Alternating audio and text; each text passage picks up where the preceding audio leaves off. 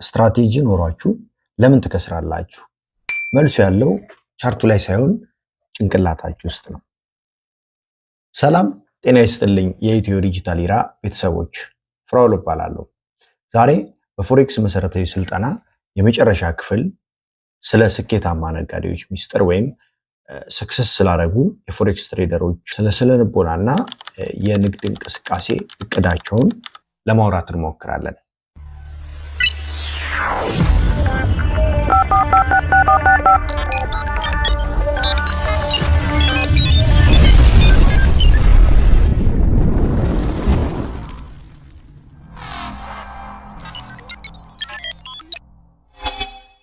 ስነ ልቦና ለምን ወሳኝ ሆነ ብለን እንጀምር።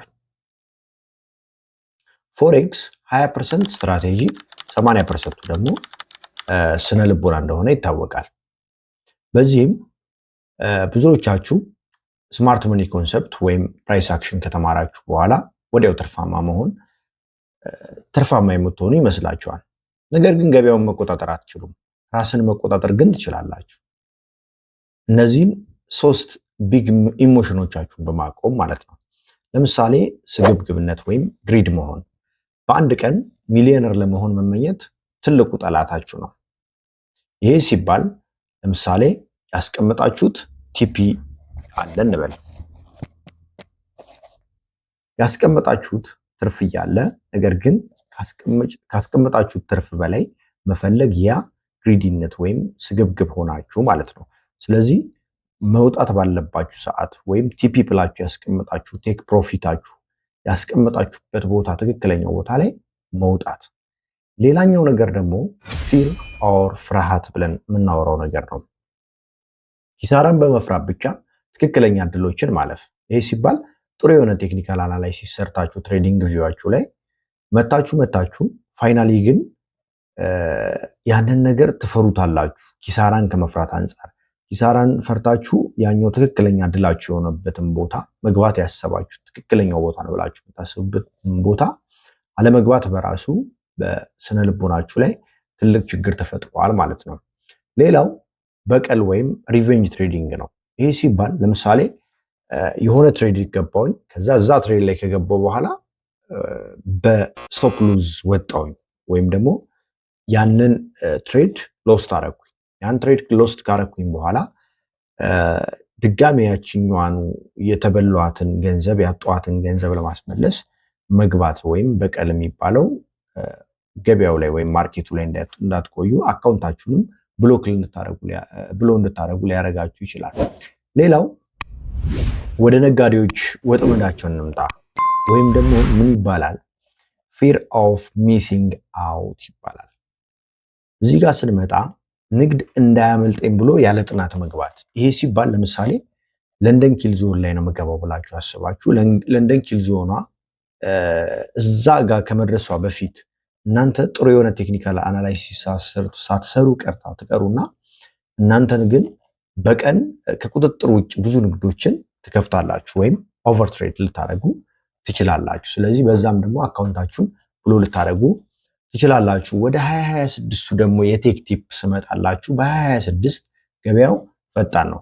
ስለዚህ ትክክለኛው እድል እስኪመጣ መጠበቅ ወይም ፓቴንስ ግዴታችሁ ሊሆን ይገባል። ፕሮፌሽናል የንግድ እቅድ ለማዘጋጀት ላይ ስንመጣ ፕሮፌሽናል ነጋዴ ያለ እቅድ ሲጀምር አይገባም። ካለበለዚያ ግን እንደዛ የምትገቡ ከሆነ ያ ነገር ወደ እየሄደ ነው፣ ወደ ጋምብሊንግ ወይም ወደ ቁማር እየሄደ ነው ማለት ነው።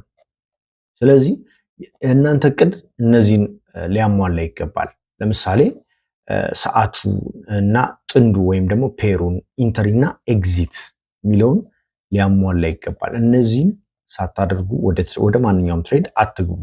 አንደኛ ሰዓታችሁ የለንደን ወይስ የኒውዮርክ ሴሽን የሚለውን ያንን አረጋግጡ። የትኛው ደግሞ ትርፋማ እንደሚያደርጋችሁም እርግጠኛ ሆኑ።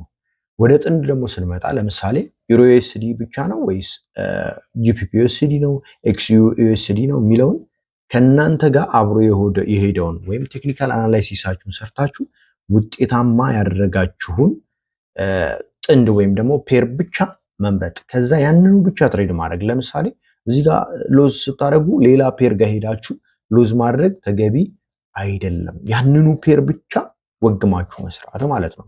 ወደ ኢንተሪ ስንመጣ ፌር ቫልዩ ጋፕ ወይም ኦርደር ብሎክ ሲፈጠር ብቻ መግባት። ይሄ ማለት በክፍል 4ም በክፍል 3ም እንዳነሳናቸው ኦርደር ብሎክ ፌር ቫልዩ ጋፕ ብለን አውርተናቸዋል። ምንድናቸው? እነዚያ ኢምባላንሶች ሲፈጠሩ ብቻ ተመልክተን ምን ማድረግ ነው? ወደ ትሬድ መግባት ማለት ነው። እነዛን ግን ሳትመለከቱ ዝም ብላችሁ በስሜታዊነት ብድግ ብላችሁ ትሬዱን አታባሩ። ሌላው ኤግዚት ወይም ስቶፕ ሉዝ ሊኖራችሁ ይገባል። ስቶፕ ሉዝ እና ቴክ ፕሮፊት አስቀድማችሁ መወሰን መቻል አለባችሁ። ለምሳሌ በዚህ ትሬድ $10 ነው ማትረፍ ያለብኝ ብላችሁ $10ን ቲፒውን እየነካ እናንተ ቲፒ ሳታስሩት ቀርታችሁ $10 በላይ እንዲሄድ ባጠብቁ የተሻለ ነው። ምክንያቱም የመውረድ እንትንም ስለሚኖረው ማለት ነው ትሬዱ። ስለዚህ ስቶፕ ሉዝም ስታጡ ለምሳሌ በዚህ ትሬድ $10 ነው ማጣው ካላችሁ $10 ታጣላችሁ። እዛ ጋር $30 ትርፍ ማግኘት አለብን ብላችሁ ካስባችሁ $30 ላይ መውጣት ወይም ቲፒውን ቀድሞ ማሰር ተገቢ ነው። እነዚህ ሳታደርጉ ወደ ማንኛውም ትሬድ አትግቡ። ሌላው እንደ ማስታወሻ ማስቀምጥላችሁ ወይም ትሬዲንግ ጆርናል ጋር ስንመጣ የማይለካ ነገር ሊሻሻል አይችልም። ያተረፋችሁበትና የከሰራችሁበትን ምክንያት የግድ በዝርዝር መዝግቡት። በሳምንቱ መጨረሻ ደግሞ ስተታችሁ ምን እንደነበረ ከልሱ ወይም ደግሞ ባክቴስት አድርጉ። ተመልሳችሁ የተሳሳትኩት የቷን ነው? እቺን የተሳሳትኩት፣ ስለዚህ እቺን ማስተካከል አለብኝ ወደሚለው መምጣታችሁ እንዳትረሱ። ትርፋማ ይሄ አድርጎኛል፣ በዚህ ደግሞ መቀጠል አለብኝ የሚለውን መመዝገባችሁ እንዳትረሱ። ወደ ስኬት የሚወስዷችሁ 5 እርምጃዎች ጋር እንምጣ። በዴሞ አካውንት ቢያንስ ለ3 ወራት ተለማመዱ፣ አዲስ ከሆናችሁ ወይም ፎር ቢጊነር። ሌላው በሂደቱ ወይም ፕሮሰስ ላይ ብቻ አተኩሩ። ኪሳራ የንግዱ አካል መሆኑን መቀበል። በስትራቴጂያችሁ ላይ እምነት ይኑራችሁ። በፍጹም ስትራቴጂያችሁን አትቀይሩ። ለምሳሌ ይሄ ስትራቴጂ አያዋጣኝም ወዲያው ቀይር፣ ይሄኛውም አያዋጣኝም ብላችሁ የግድ ስቶፕ ሉዝ ስለነካ መቀየር ተገቢ አይደለም። ያችኑ ስትራቴጂ መያዝ ተገቢ ነው። ሁልጊዜ ደግሞ መማራችሁን ማቋረጥ የለባችሁም። ቻርቱ የተለያየ ነገር እየፈጠረ ስለሚመጣ ከዛ ቻርት ጋር እንድትለማመዱ ያደርጋችኋል። እንኳን ደስ አላችሁ። የ5ቱን ክፍሎች የፎሬክስ መሰረታዊ ስልጠና አጠናቃችኋል። ከዚህ በኋላ ወደ ተግባራዊ የቻርት ትንተናዎች እንገባለን። ቪዲዮ ከተመቻችሁ ላይክ አድርጉ። ያልገባችሁን በኮሜንት ጠይቁኝ። ለቻናሉ አዲስ ከሆናችሁ ሰብስክራይብ በማድረግ የኢትዮ ዲጂታል ኤራ ቤተሰብ ይሁኑ። በሚቀጥለው ቪዲዮአችን እስከምንገናኝ ሰላም ቆዩልኝ።